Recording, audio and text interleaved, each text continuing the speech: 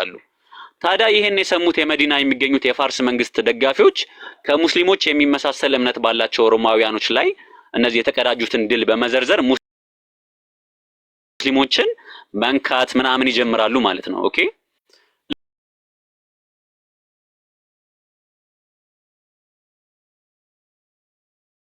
ሮማ ተንበርክካ ነበር በይሳት ለሷ ማገገም የሚባለው ነገር ዘበት ነበር። ኦኬ በዚህ ሰዓት ላይ ነው እንግዲህ ያ ሰማያትንና ምድርን የፈጠረው አንዱ አምላክ እስከዛሬ ድረስ አፋችንን የሚያስይዘውን ትንቢት የተናገረው ማለት ነው። በሱረቱ ሩም ምዕራፍ 30 ከቁጥር 1 ጀምሮ አላህ Subhanahu Wa Ta'ala አሊፍ ላም ሚም ጉሊበት الروم في ادنى الارض وهم من بعد غلبهم سيغلبون አለ። አሊፍ ላም ሚም ሮም ተሸነፈች አለ በጣም ቅርብ በሆነችው ምድር እነርሱም ከመሸነፋቸው በኋላ በእርግጥም ያሸንፋሉ አለ አላህ Subhanahu Wa Ta'ala። ኦኬ ሮም ታሸንፋለች አለ አላህ Subhanahu Wa Ta'ala في بضع سنين በጥቂት አመታት ውስጥ ያሸንፋሉ በማለት አላህ Subhanahu Wa Ta'ala ትንቢቱን ተናገረ ማለት ነው።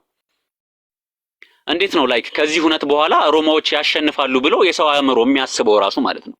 ይሄ ትንቢት በትክክል ሁሉን አዋቂ ከሆነው አምላክ የመጣው እንጂ ሰብአዊ ሊሆን አይችልም። ሂራቅለስ ይሄ በረጅም ስልጣን ዘመኑ በመጀመሪያውና በመጨረሻዎቹ አመታት ውስጥ ንጉሠ ነገስቱ የሮማው የስንፍናና በስጋዊ ደስታ የተወሰደ እንዝላል ሰው ነበር። ኦኬ እዛኔና ነገር ግን ከዚህ ከቁርአን ትንቢት በኋላ የጧትና የማታ ስስ ጤዛዎች እንዲህ በእኩለ ቀን ፀሐይ ተገፈፉ ማለት ነው። የቤተ መንግስቱ አርካዲዮስ ቄሳርን አነሳስቶ ማለት ነው ላይክ 6 ደም አፋሳሽ ጦርነትን ተደርገው የሮማ ክብር ዳግም ተመለሰ ማለት ነው። ቁርአን እንዳለው አላህ Subhanahu Wa Ta'ala እንዳለው ማለት ነው።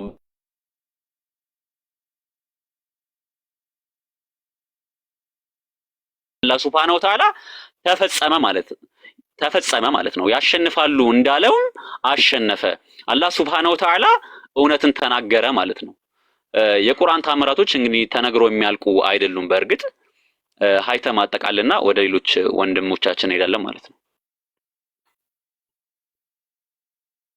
ጀዛከላሁ ኸይር ወንድሜ። ያው ከዚህ በላይማ ምን እንበል አሁን እንትን ብንጠቅሳቸው ታምራቶችን አያልቁም ከነ ማለት ነው። በሳይንሳዊ ሆነ በጂኦሎጂም ሆነ በሊንጉስቲካሊም ሆነ በቃ በብዙ መልኩ በቃ ብዙ ታምራቶች እንዳሉ ሆኖ እኛ ይሄን እንደላሙና ያህል መጥቀስ ፈልገን ነበር እና ለዛ ነው አላህ Subhanahu Wa Ta'ala ሱረቱል በቀራ ላይ ሲነግረን አሊፍ ላም ሚም ذلك الكتاب لا ريب فيه هدى للمتقين الذين يؤمنون بالغيب ويقيمون الصلاة ومما رزقناهم ينفقون ألف لام ميم ذلك الكتاب لا ريب فيه إيه مضاف كالله مهون ጥርጥር የለበትም ነው። እዚህ ጋር እኛ ጥሪ እዚህ ጋር ምንድነው ለክርስቲያን ወገኖቻችን እዚህ ጋር ነው እዚህ ጋር ስተታልባ የሆነው መጽሐፍ ከአምላክ የመጣውን የአምላክ ቃል እንድትከተሉ እንወዳለን ኢንሻአላህ። እዚህ ጋር ቀጣው ወንድሞችም ስላሉ እነሱም ይቀጥላሉ ኢንሻአላህ። ሰላም አለይኩም። ወአለይኩም ሰላም ወራህመቱላሂ ወበረካቱ። ጀዛኩሙላሁ ኸይረን። በጣም አሪፍና ቆንጆ ትምህርት ነበር ያቀረባችሁት። አላህ Subhanahu Wa Ta'ala በሱራ 4 ቁጥር 82 ላይ ያው ቅድም የተነበበው የቁርአን አንቀጽ ቁርአንን አያስተነትኑምን ከአላህ ሌላ ዘንድ በነበረ ኖሮ በእርሱ ውስጥ ብዙ መለያየት ባገኙ ነበር ይላል። ስለዚህ ቁርአን ከአላህ Subhanahu Wa Ta'ala የመጣ መለኮታዊ ራእይ መሆኑን የእርሱ ቃል መሆኑን በዚህ እንረዳለን ማለት ነው እና የቁርአን ተአምራቶች ቢዘረዘሩ የሚያልቁ አይነት አይደሉም። ኢንሻአላህ ሌላ ቀጣይ ክፍል ካለ ብዙ ነገሮችን እንጨምራለን። ግን በዚህ ላይ ግን ብዙ ሰዎች ያልሆኑ ነገሮች ያልሆኑ ወሬዎችን ይዘው ይመጣሉና ለዚህም አላህ Subhanahu Wa Ta'ala ህግን ሲያስቀምጥ በሱራ 49 ቁጥር 6 ላይ እናንተ ያመናችሁ ሆይ ነገረኛ ወሬም ቢያመጣላችሁ በስህተት ላይ ሆናችሁ ህዝቦችን እንዳትጎዱና በሰራችሁት ነገር ላይ ተጸጻቾች እንዳትሆኑ አረጋግጡ ይላል። ስለዚህ ማረጋገጥ የኛ የሁላችንም ግዴታ ይኖርብናል ማለት ነው። ነገር ግን አላህ Subhanahu Wa Ta'ala ደግሞ የሚመጡትን ጥያቄዎች በሙሉ አስቀድሞ መልስ እንዳዘጋጀ በሱራ 25 ቁጥር 33 ላይ በጥያቄም አይመጡብህም እውነተኛው መልስ መልካምንም ፍቺ የምናመጣልህ ብንሆን እንጂ ይላልና አላህ Subhanahu Wa Ta'ala ለየትኛውም ሹብሃ ለየትኛውም ጥያቄዎች እርሱ ራሱ መልስ ያዘጋጀ መሆኑን በዚህ እናያለን ማለት ነው። ከዚህ በመቀጠል ምን አይነት ሹብሃዎች አሉ? እና ምን አይነት ምላሽ ነው ሊኖራቸው የሚችለው የሚለውን ኤልያስ እና ዑመር ይቀጥላሉ ማለት ነው። ወንድም ኤልያስ ተረከብ። ኤልያስ አለ። ሰላም አለይኩም ወራህመቱላሂ ወአለይኩም ሰላም ወራህመቱላሂ ወበረካቱ። ድምጼ ይሰማል አይደል? አው ትሰማለህ። ትንሽ ድምጽህን ጨመር አድርግ ኤልያስ።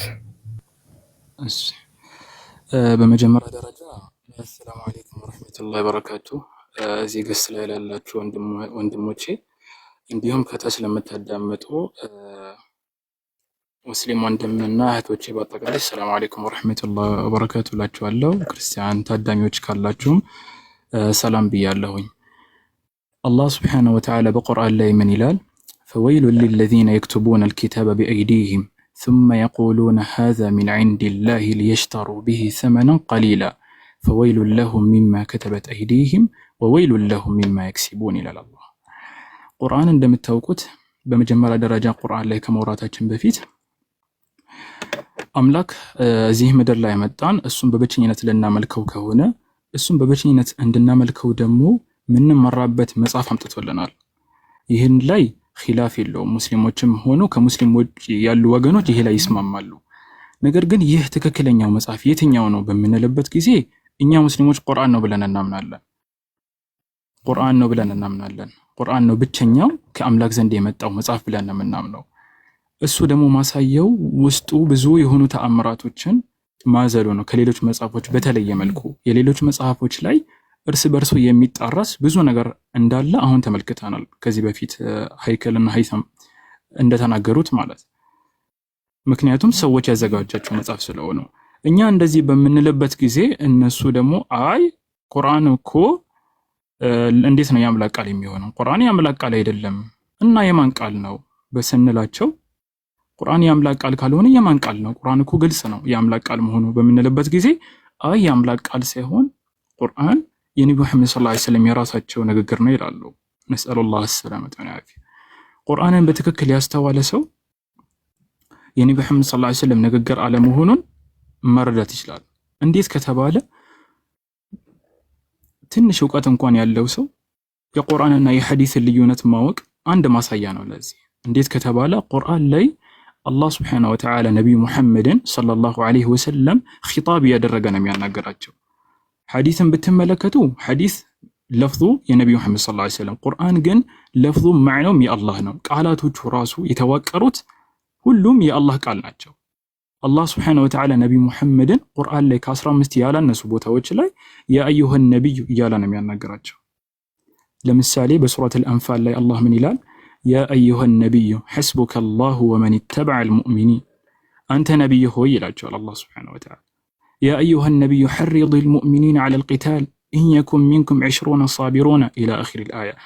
ያ አዩሃ ነብዩ ጃሂዲል ኩፋረ ወልሙናፊቂን፣ ያ አዩሃ ነብዩ ተቂላህ ወላ ቱጢዕል ካፊሪነ ወልሙናፊቂን፣ ያ አዩሃ ነብዩ ሊመ ቱሐሪሙ ማ አሐለ አላሁ ለክ፣ ያ አዩሃ ነብዩ ኢዛ ጠለቅቱሙ ኒሳአ ፈጠሊቁሁነ ሊዒደቲሂነ ኢላ አኺሪህ።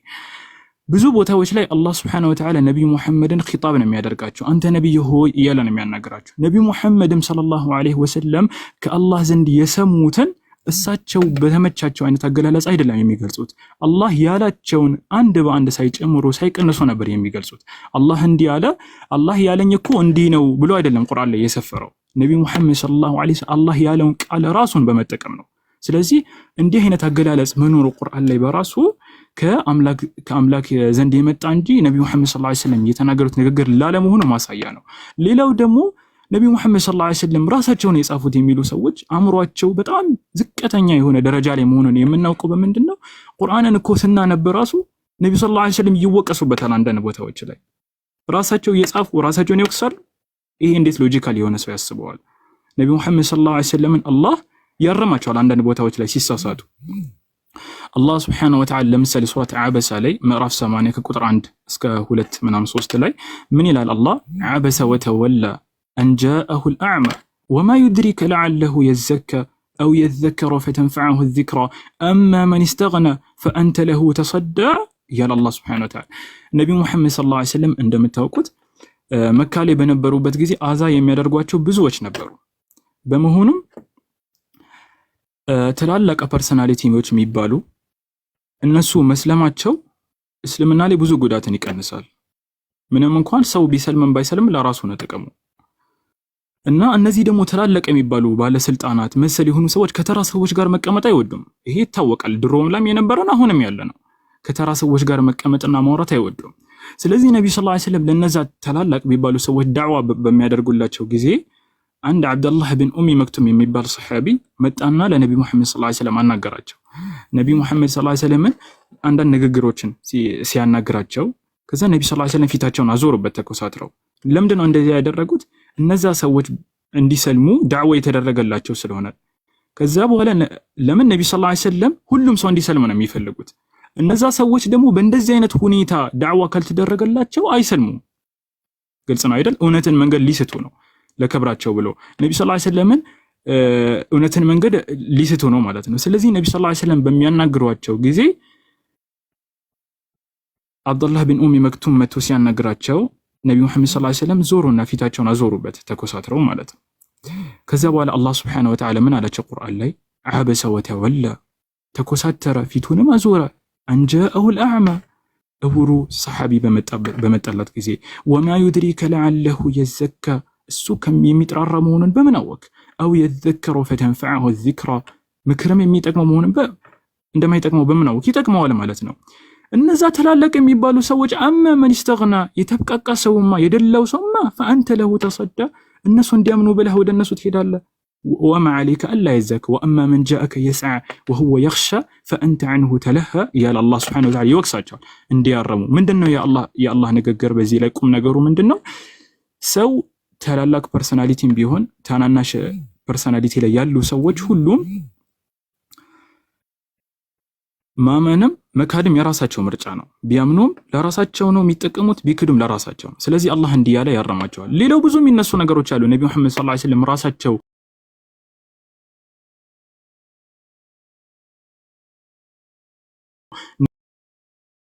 ከሱ በፊት ነብዩ ሰለላሁ ዐለይሂ ወሰለም ሩሞች ጉሊበት ሩሞች ተሸንፈዋል፣ ግን ከተወሰነ ዓመታት በኋላ ያሸንፋሉ ብሎ ተሳክቷል። ይሄ ነብዩ ሰለላሁ ዐለይሂ ወሰለም እንዲሁም ደግሞ ከመካ ሄደው ዑምራ በሚያደርጉበት ጊዜ ከመካ እንዲወጡ ተደርገው ነበር እና ነብዩ ሰለላሁ ዐለይሂ ወሰለም አላህ ቁርአን ላይ ምን ይላቸዋል?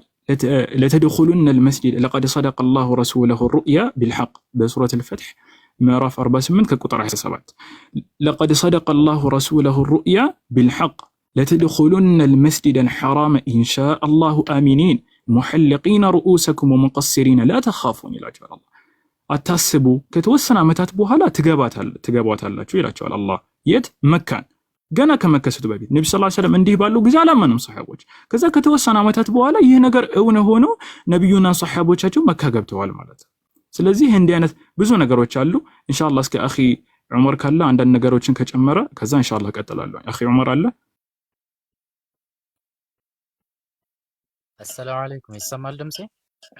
ይሰማል አኺ። አዎ እሺ፣ አኺ ኤልያስ ብዙ ነገር አንስተዋል። ኢንሻአላህ እኔ ደግሞ አንዳንድ ነገር ልጨምርበትና ከሚነሱት ነጥቦች መካከል ከሚነሱት ሹብሃዎች መካከል ከነን ሙስሊሞች የሚመጡ ይህ ሚዛን የማይደፋ ሹብሃ መካከል አንዱ ነቢያችን ሰለላሁ ዐለይሂ ወሰለም የሰው እገዛ አግኝተው ነው የጻፉት ቁርአንን የሚል ነው ማለት ነው። በመጀመሪያ ደረጃ ሎጂካሊ ራሱ ይሄ የማይሆን ነገር ነው። ሎጂካሊ ይሄ ምንም ሚዛን የማይደፋ ሙግት ነው። ለምን ከተባለ ለምንድን ነው ሰው የሚያግዘው? ነቢያችን ሰለላሁ ዐለይሂ ወሰለም አግዞ ምን ሊጠቀም ከሳቸው ምን ሊያገኝ የሚለው ጥያቄ ይነሳል። በመጀመሪያ ደረጃ ኢቭን እሳቸውን አግዞስ በኋላ አብሮ ለመሰቃየት ነው ወይ? በመጀመሪያ አካባቢ እኮ በመጀመሪያ ዓመታት የመጀመሪያ ወዳዋ ዓመታት ላይ ብዙ ሰሃቦች ከነቢያችን ሰለላሁ ዐለይሂ ወሰለም ጋር ሲሰቃዩ ነበር። በዳዋ ምክንያት እዚህ በእስልምና ምክንያት ብዙ ሰሃቦች ከነቢያችን ሰለላሁ ዐለይሂ ወሰለም ጋር ሲሰቃዩ አብረው ሲደሙ አብረው ያ ሁሉ ስቃይ ሲያሳልፉ ነበር ማለት ነው። እንግዲህ ነቢያችን ሰለላሁ ዐለይሂ ወሰለም የሚያግዙት ቁርአንን ለመጻፍ የሚያግዙት እንደው አብሮ ለመሰቃየት ነው ወይ የሚልም ነገር ይነሳል። ለምሳሌ አዙበይር ኢብኑ አልአዋም የሆነ ጊዜ አስለመ ዙበይር ወሁወ ኢብኑ 8 ሲኒን ይላል። በስ 8 ዓመት እያለ ነው ዙበይር ያሰለም። ወሀጀረ ወሁወ ኢብኑ 18 ሂጅራም ያደረገው በ18 ዓመቱ ነው። ወካነ ዐሙሁ እንግዲህ አጎቱ በዛን ጊዜ ዩዓሊቁሁ ፊ ሐሲሪን ወዩድኺሉ ዐለይሂ ቢናሪ ወየቁሉ እርጅዕ ኢለል ኩፍር ይላል። ፈየቁሉ ዙበይር ላ አክፉር አበዳ። እንግዲህ አጎቱ ያንጠለጥለውና እሳት ከስሩ ያቀጣጥላል። አያችሁ አይደለ? እሳት ከስሩ ያቀጣጠለ ወደ ኩፍር ተመለስ፣ እስልምናህን ልቀቅ እያለው ይሄን ልጅ ሲያሰቃየው ነበር ማለት ነው። ዙበይር ምንድን ነበር የሚለው ከተባለ ለአክፉሩ አበደን፣ በፍጹም አልከፍርም፣ ወደ ኩፍር አልመለስም ሲል እናያለን ማለት ነው። ይህ ሐዲስ ረዋሁ አጠበራኒ ጠበራኒ ነው የዘገበው። እንግዲህ እንዲህ አይነት ስቃይ አለ። እንዲህ አይነት ስቃይ ውስጥ ለመግባት ነው ወይ የሚያግዟቸው የሚል ጥያቄ እናነሳለን። ሌላው ማንሳት ከተፈለገ ከባብ ኢብን አልአረት የተባለው ሰሐቢን ታውቃላችሁ ሁላችሁ። ምንድነው አስለመ ወለም የብሉግ ال20 ሚን ዑምሪ 20 ዓመት ሳይደርሰው ነው እንግዲህ ከባብ ኢብን አልአረት ያሰለመው። وهو من السابقين الاولين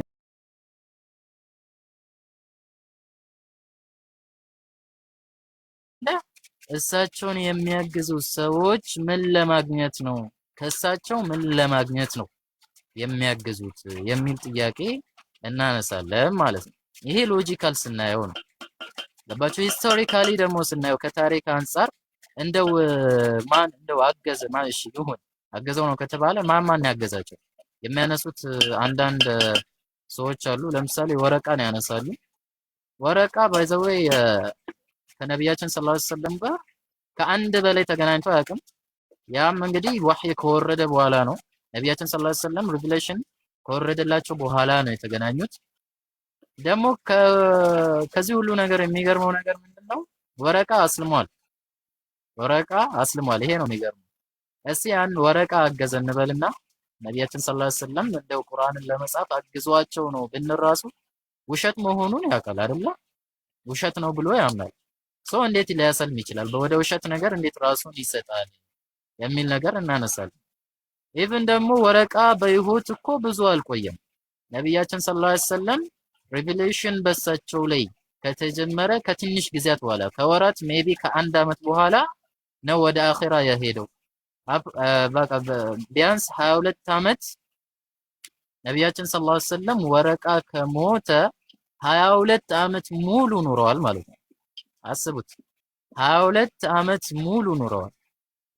በቁርአን መውረድ ሲወርድ የነበረው 23 ዓመት ነው አይደል? 22 ዓመት ሙሉ ኑረዋል ማለት ነው ነቢያችን ሰለላሁ ዐለይሂ ወሰለም። ያ ጊዜ እሺ ወረቃ በዛን ጊዜ መቼስ በአንድ ቀን ግንኙነት ይሄ ሁሉ የቁርአንን አያቶች፣ አንቀጾች፣ ሱራዎች በአንድ ቀን አያስተምሩም መቼስ ማለት ነው። ይሄ ነው የወረቃን በዚህ ሪፉት ማድረግ እንችላለን ማለት ነው። ይሄ ነው። ሌላው ደግሞ አይሁድና ክርስቲያን ነው ያገዟቸው ሊሉ ይችላሉ። ከወረቃ ሌላ አይሁዶችና ክርስቲያኖች ነቢያችንን ሰለላሁ ዐለይሂ ወሰለም ቁርአንን እንዲጽፉ አግዘዋቸዋል ይላሉ። ምሳሌ ልስጣችሁ። ለምሳሌ እኔ አንድ መጽሐፍ ልጽፍ ነው እና አንድ ጓደኛዬን ይሄን መጽሐፍ እንድጽፍ አግዘኝ ብዬ በቃ የሆነ ሪኩዌስት አቀርብለታለሁ። በቃ እሱም ያግዘኛል ነገር። ከዛ በዚህ መጽሐፍ ውስጥ እኔ እሱን እየተሳደብኩኝ ገባችሁ? ያን ጓደኛዬን እየተሳደብኩኝ በቃ አንዳንድ ቦታ ላይ እሱን እሰድዋለሁ ምናምን፣ እሱን አዋርደዋለሁ፣ የእሱን ደረጃ ዝቅ አደርጋለሁ ምናምን። ይሄ መጽሐፍ እውነት በቃ ያ ሰው ያ ጓደኛዬ ይሄን መጽሐፍ እንድጽፍ አሁን ያግዘኛል ብላችሁ ታስባላችሁ? ይሄ በፍጹም ሊሆን አይችልም ማለት ነው። ያ ነው የተከሰተው ማለት ነው። ቁርአን ላይ ለምሳሌ አይሁድ እና ክርስቲያን ነቢያችንን ሰለላሁ ዐለይሂ ወሰለም አግዘዋል ራሱ እንዳንል ለምሳሌ ሱረቱል ማኢዳ ቁጥር 17 ላይ ለቀድ ከፈረ الذين قالوا ان الله هو المسيح ابن مريم እነዚያ የመርየም ልጅ መሲሁ ኢየሱስ ክርስቶስ አምላክ ነው ያሉ ሰዎች ካዱ ይላል። ከሃዲዎች ናቸው ይላል። አስቡት፣ ከሃዲዎች ናቸው የተባሉ ክርስቲያኖች እነሱን አግዘዋል ማለት ፍጹም ስህተት አይመስላችሁም? ያ ጀማዓ አስቡት እስቲ።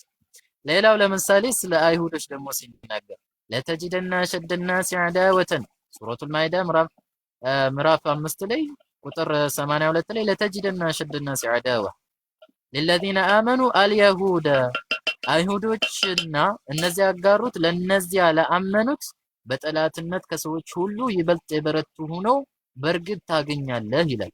አይሁዶች ጠላቶች ናቸው እያለ ነው። አስቡት፣ አይሁዶች ለሙስሊሞች በጠላትነት የበረቱ ናቸው እያለ ነው። አይሁዶች እንዴት ነው ይሄን ቁርአን ለመጻፍ የሚያግዙት? አስቡት። እሳቸውን እኮ እነሱን ዝቅ እያደረገ ነው የሚገኘው እዚህ ጋር ማለት ነው።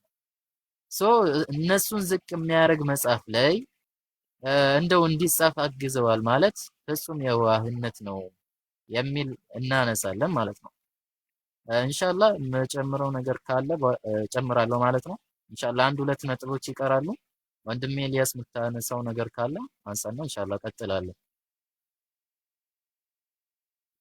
እሺ طيب እና ቢስሚላህ ወባዕድ። ስለዚህ እነዚህ ነጥቦችን አሁን አኺ ዑመር ያነሳቸው ነጥቦች ከተመለከትን ነብይ ሰለላሁ ዐለይሂ ወሰለም አይሁድም ይሁን ክርስቲያን ፈጽሞ አግዟቸው እንዳልሆነ መረዳት እንችላለን ማለት ነው። ግልጽ ነው አይደል? አይሁድም ይሁን ክርስቲያን፣ ምክንያቱም ቁርአን ላይ በራሱ አይሁዶችና ክርስቲያኖችን የሚቃወም ብዙ ነገሮች ስላሉ ነው። ከነሱ መካከል እንደጠቀሰላችሁ ለቀድ ከፈረ الذين قالوا ان الله هو المسيح ابن مريم አልመሲህ አምላክ ነው ያሉ ሰዎች በእርግጥም ካዱ ይላል።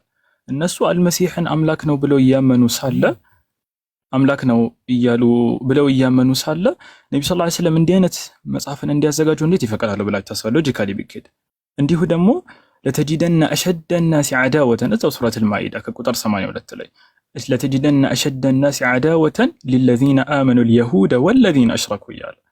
ለነዚያ ላመኑ ሰዎች በጣም ጠላትነታቸው የበረታ የሆነው የምታገኙ አይሁዶች ነው እያለ እነዚህ አይሁዶች ነብዩ መሐመድን አግዟቸው ነው የሚል ሎጂክ የሚያነሳ ሰው ይሄ ሙግት ራሱ ለመባል ይቀርዋል። እንደዚህ አይነት ጥያቄ የሚያነሳ ሰው ነብዩ ሰለላሁ ዐለይሂ ወሰለም እንዲህ አይነት ነገሮችን ሲጽፉ ቁርአን ላይ እንዴት ነው አይተው ዝም የሚሉት? እንዴት ነው ለዚህ ሳጋዥ የሚሆኑት ብላችሁ ታስባላችሁ? አያስኬድም ነው ነገሩ። እና ይህ ደግሞ አልበቃ ሲላቸው ምን ይላሉ? አይ ነብዩ ሰለላሁ ዐለይሂ ወሰለም ሰዎች አግዟቸው ባይሆንም ቀደምት መጽሐፎችን የክርስቲያኖችንና የአይሁዶችን መጽሐፍ ተጠቅመው ነው ያዘጋጁት ቁርአንን ይላል። ያስኬዳል እንዴ ይሄ ስታስቡት? ነብዩ ሰለላሁ ዐለይሂ ወሰለም እንደሚታወቀው ኡሚ የሆኑ ነብይ ናቸው። ማንበብ ይሁን መጻፍ አይችሉም። አላህ Subhanahu Wa Ta'ala ይሄን ነሰን ቁርአን ላይ ነገራን በሱረት አልአዕራፍ ምዕራፍ 7 157ኛው አንቀጽና 158ኛው አንቀጽ ላይ ኡሚ እንደሆነ ይናገራል። 157 ላይ እንዲህ ይላል الذين يتبعون الرسول النبي الأمي الذي يجدونه مكتوبا عندهم في التوراة والإنجيل يأمرهم بالمعروف وينهاهم عن المنكر ويحل لهم الطيبات ويحرم عليهم الخبائث ويضع عنهم إصرهم والأغلال التي كانت عليهم إلى آخر الآية. እና ኡሚ እያለ ነብዩ ሰለላሁ ዐለይሂ ወሰለም ይገልጸዋል። አንዳንዶች ኡሚ የሚለውን ፍልስፍና ውስጥ ይገባሉ። ኡሚ ማለት ማንበብና መጻፍ አይደለም ሌላ ታሪክ ያነሳሉ። ያኒ መቆልመም እንደሚባለው ማለት ነው። ይሄንን እሺ ፎር ሴክ ኦፍ አርጉመንት ብንተው ራሱ ይሄንን ኡሚይ ለመሆናቸው ነብዩ ሰለላሁ ዐለይሂ ወሰለም አያስኬድም ብለው ሲያነሱ ይሄን ፎር ሴክ ኦፍ አርጉመንት እሺ ብንላችሁ ራሱ ይሄ በነገራችን ላይ በተፍሲር ሊቃውንቶች አገላለጽ መሰረት ያለ ምንም ጥርጥር መጻፍና ማንበብ የማይችሉ ነብይ መሆናቸውን የሚገልጽ ነው። ግን እሺ ብንላችሁ ነብዩ ሰለላሁ ዐለይሂ ወሰለም በሌላ ቦታ ላይ አላህ በሱረቱል አንከቡት ምዕራፍ 29 ከቁጥር 48 ላይ ምን ይላል? ወማ ኩንተ ተትሉ ሚን ቀብሊሂ ሚን ኪታቢን ወላ ተኹጡሁ ቢየሚኒክ ኢዘን ለርታበል ሙብጢሉን ይላቸዋል አላህ።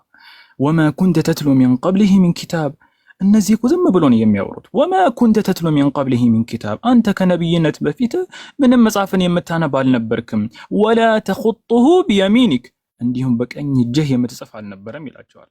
በቀኝ እጅ የምትጽፍ አልነበረም ሲባል አንዳንዶች ምን ያነሳል? ይሄ በግራ ትጽፍም ማለት እኮ አያስኬድም። ምናልባት በግራቸው ሊጽፍ ይሄ አያስኬድም። በቀኝ እጅ አትጽፍም። ስለዚህ ነብዩ ሰለላሁ ዐለይሂ ወሰለም ማንበብ ይሁን መጻፍ አይችሉም። ከዛ አላህ ይህንን ለምን እንዳደረገ ምክንያቱን ሲነግረን አስከትለው ምን ያለው? ኢዘን ለርታበል ሙብጢሉን ይላል አላህ። ተጠራጣሪና ቀጣፊ የሆኑ ሰዎች ልክ እንደዚህ አይነት ነጥቦችን የሚያነሱ ሰዎች ይጠራጠሩ ነበር። ማንበብና መጻፍ የሚችል ሰው ከሌላ መጽሐፍ ኮረጆ አንድ መጽሐፍ አዘጋጀ ለማለት አዘጋጅቷል እንዳንል የሚያደርገን ምን አለ? አዘጋጅቶ ሊሆን ይችላል።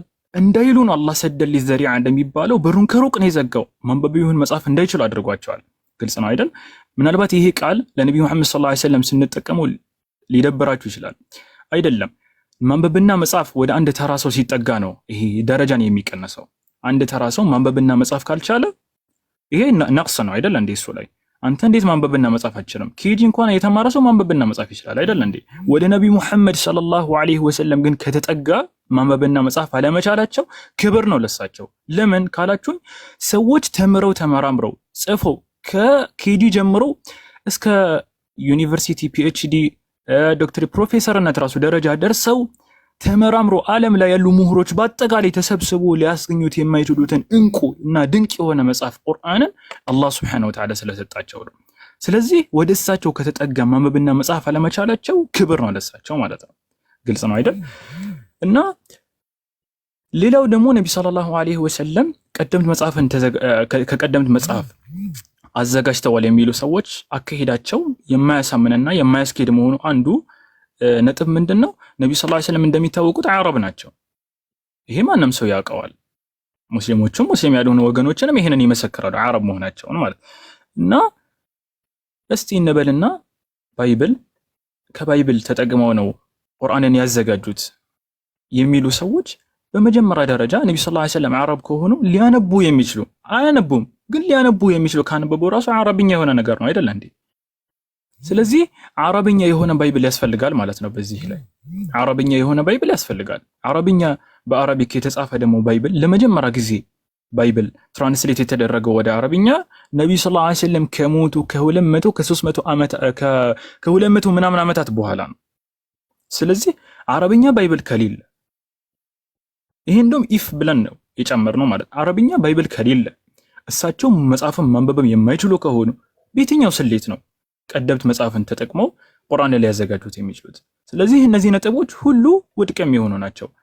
ይሄ በዋነኝነት የሚነሱ ነጥብ ናቸው። እነዚህ እንደ ተጨማሪ ሐሳብ ናቸውና ባጭሩ ደግሞ ያው ይሄንን አለመሆኑን ደግሞ ከሚታወቅባቸው ነገሮች አንዱ ቁርአን ቀደምት መጽሐፎችን ተጠቅመው አዘጋጅተውታል የሚል ሰው ካለ ቁርአንን እና ባይብል የሚመሳሰሉ መሆን አለባቸው። ግን ቁርአን አብዛኛው ነጥቦቹ እንደውም ከባይብል በተቃራኒ ሆኖ ይመጣል። አንዳንድ ጊዜ ደግሞ ባይብል ያላቀፋቸውን እውነታዎች ራሶች ቁርአን ጨምሮ ይዛቸዋል ማለት ነው። ኢንሻአላህ ከሰዓት አንፃር እዚህ ላይ አቆማለሁ። አኺ ዑመር የሚጨምረው ካለ ይጨምራል።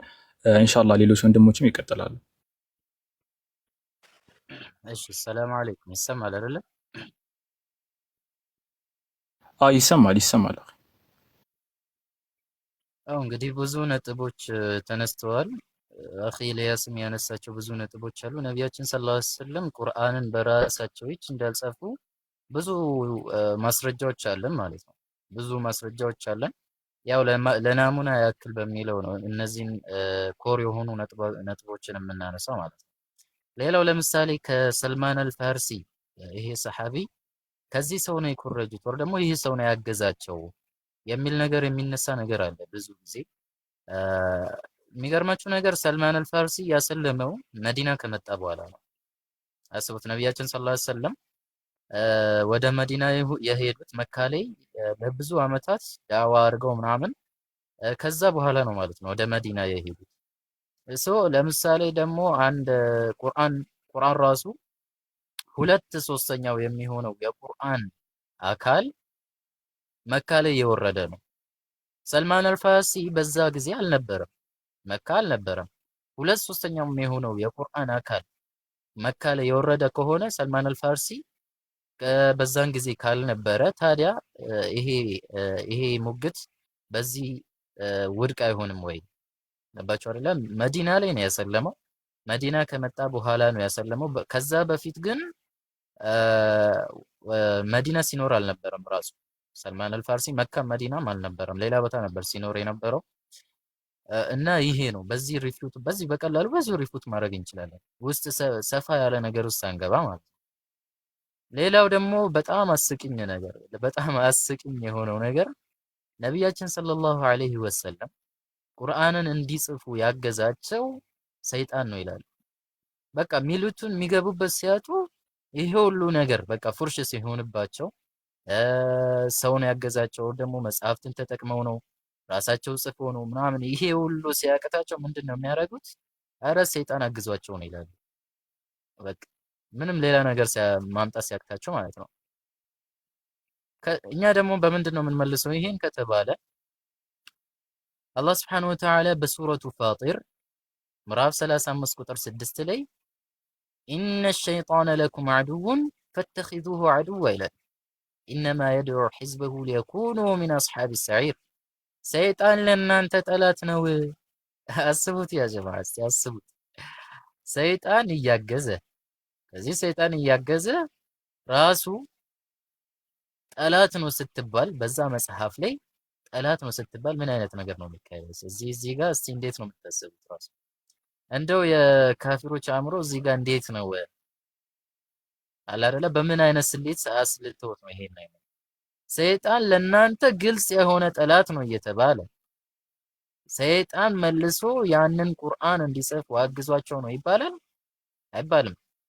ጠላት አድርጋችሁ ያዙት ይላል። ኢቭን ደግሞ ጠላት አድርጋችሁ ያዙት ተከታዮቹን የሚጠራው ከእሳት ጓዶች እንዲሆኑ ብቻ ነው።